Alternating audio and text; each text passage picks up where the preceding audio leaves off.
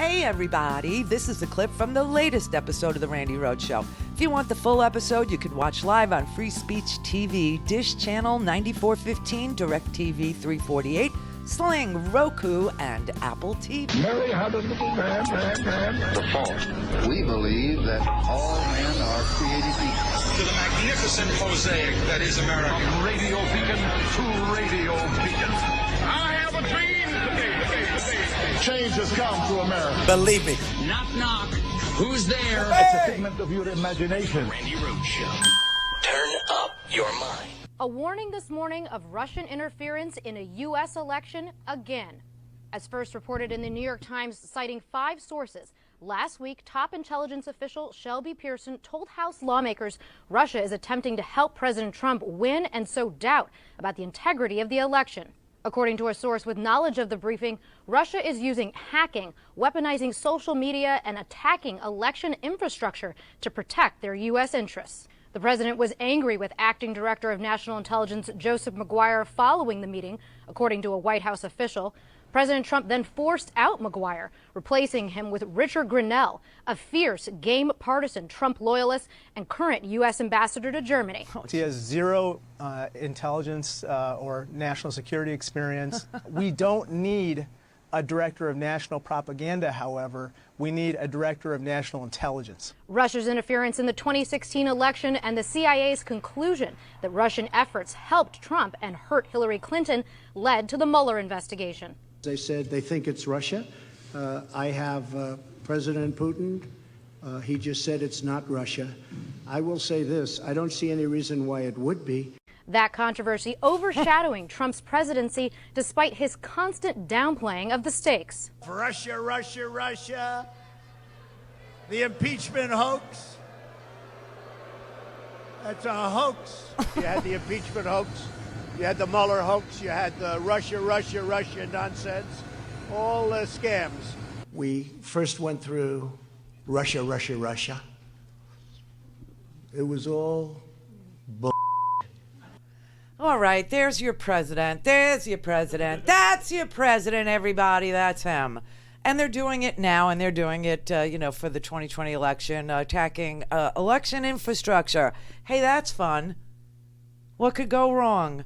Playing around on social media, trolls, bots, the whole 9 yards. Same exact MO as last time, except this time they have more experience, so they understand that the intelligence agencies can't operate within the United States. Did you know that?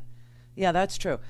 Intelligence operatives cannot operate within the United States. So the Russians are actually here using IP addresses that are American IP addresses. They learned their lesson from, last time where the GRU, the Russian intelligence agency, was doing it from St. Petersburg and doing it from Moscow. So now they know to come here and infiltrate and do all their hacking and all their, bot placements and everything. They know to do it here.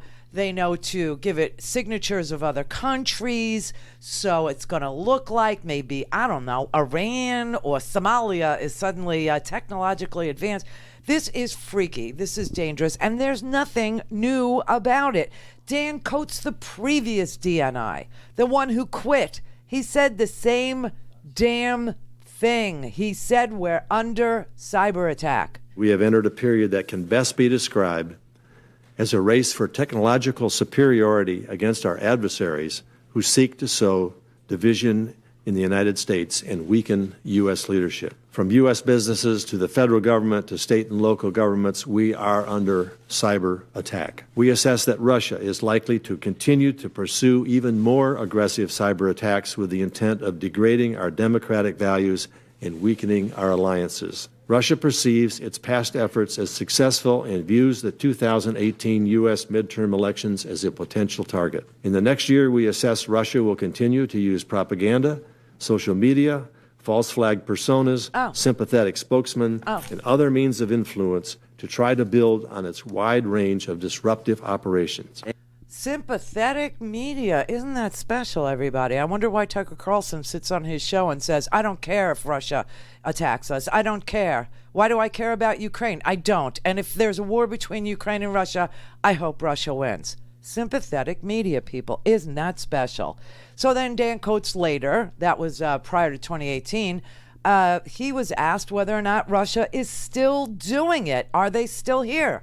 We have incorporated the lessons learned from the 2016 election and implemented a broad spectrum of actions to share more information across the federal government, as well as with state and local governments, and also with the public and the private sector.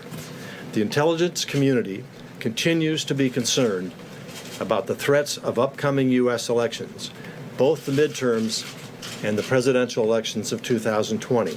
Oh. In regards to Russian involvement in the midterm elections, we continue to see a pervasive messaging campaign by Russia to try to weaken and divide the United States. Oh.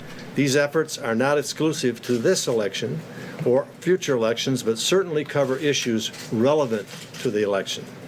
We also know the Russians try to hack into and steal information from candidates and government officials alike. Oh. What does Chris Wray, the FBI director, say about Russia? What does he testify, to?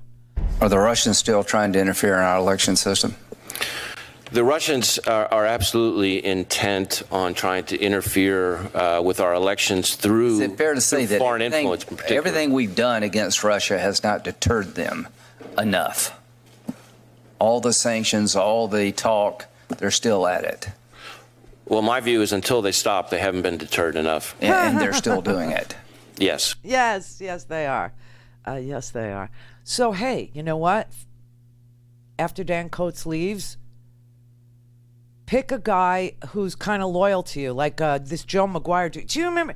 I think I was the only person that aired some of the hearings that happened when Joe McGuire, the acting DNI, had to testify because the IGIC, the Inspector General of the Intelligence Community, Mr. Atkinson, was forced to walk the credible and urgent, corroborated whistleblower complaint over to Congress because Joe McGuire, the acting DNI, violated the law. See, the law goes a little something like this.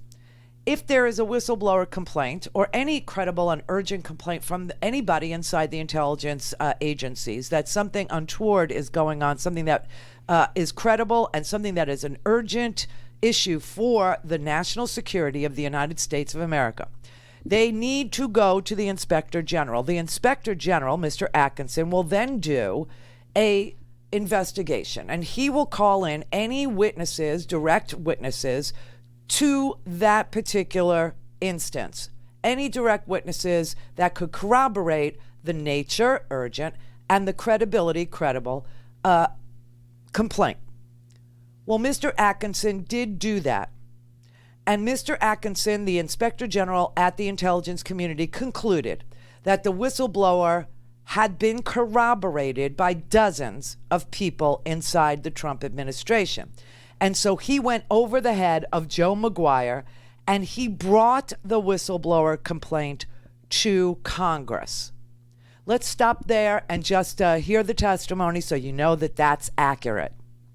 What I find bewildering about this whole conversation is that we are not sitting here today, and the American public is not aware of the allegations of the president asking for a favor of investigation into his political opponent. We're not aware of the murky decision to withhold aid. We're not aware of Mr. Giuliani's apparent establishment of a personal State Department.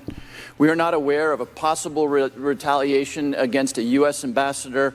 None of this happens but for the decision of your Inspector General, Michael Atkinson, a man who was appointed by President Trump and confirmed by a Republican Senate, to come to this committee 7 days after the complaint was required by law to be transmitted to us.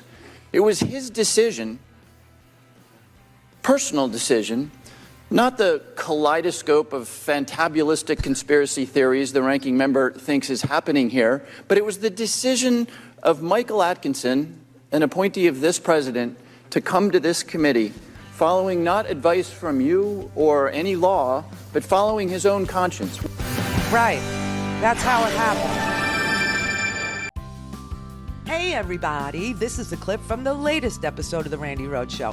If you want the full episode, you can watch live on Free Speech TV, Dish Channel 9415, DirectTV 348, Sling, Roku, and AppleTV.